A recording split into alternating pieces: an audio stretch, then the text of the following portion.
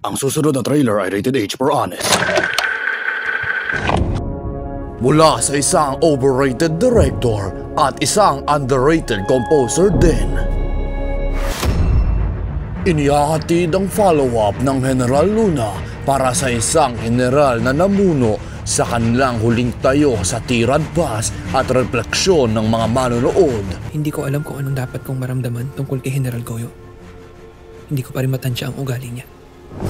Goyo, ang Batang General, brought to you by Globe.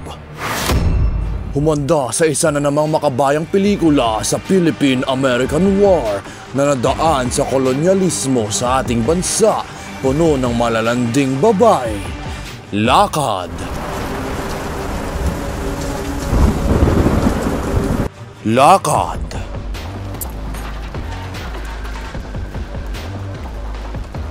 At konti pang lakad para madaan sa Tirad Pass.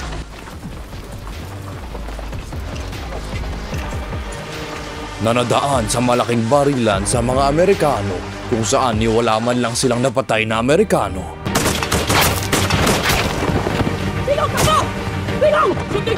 Alam ko na batang general lang siya, pero hindi literal na actual bata na walang kakayan maka-headshot.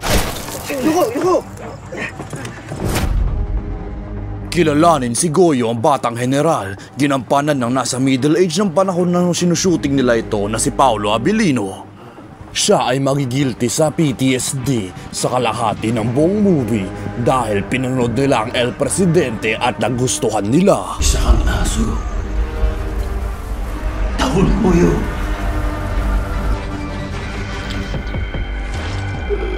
Goyo!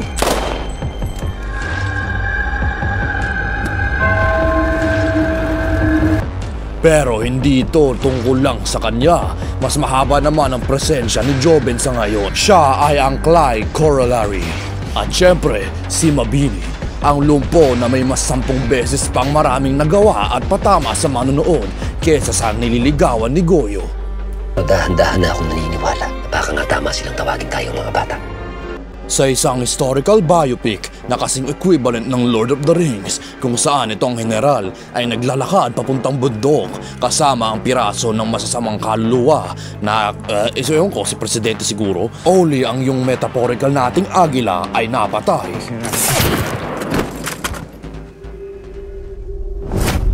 So, panoorin ang pelikula na kasing ganda o mas maganda pa sa General Luna only dahil hindi na ito representative ng panahon ni Duterte. Rated PG na siya.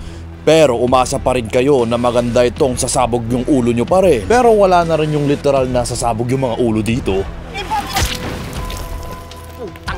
Na naipapakita ang sobrang daming kamalian ng Filipino kung saan nagpifiesta sila sa gitna ng gyera, gaano kaduwag ang unang presidente natin at ang katotohanan na hindi kabisado nitong general ang konstitusyon. Nasa konstitusyon ba talaga yan? Huwag ka magulo, hindi ko rin alam. Nakakatawa dahil ganun din tayo eh. Only kung ikaw yung umaastang film reviewer na gusto iugat ang lahat ng mangyayari dito sa lagay ng ating bansa, or baka isa kang nababakla lang kay Paolo Abilino na nagulat sa actual name drop ng kanyang karakter sa huli. Gregorio. Starring Gregorio Delinlang, bata-bata tropa ni General. Actually isa akong plantito. Sauben! Ang boses ng Honest Pinoy Trailers. Kaya na ba ng Pilipino na marinig ang katotohanan ng hindi mapipikon? Ina Remedios. Quezon, hindi game sa susunod. Star Cinema bahala na dyan. And ang linya na ito sa kung anong rason. Come, American, welcome.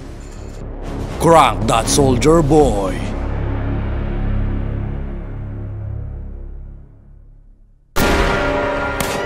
Tama na yan! Nag-aaksaya kayo ng bala! ER will never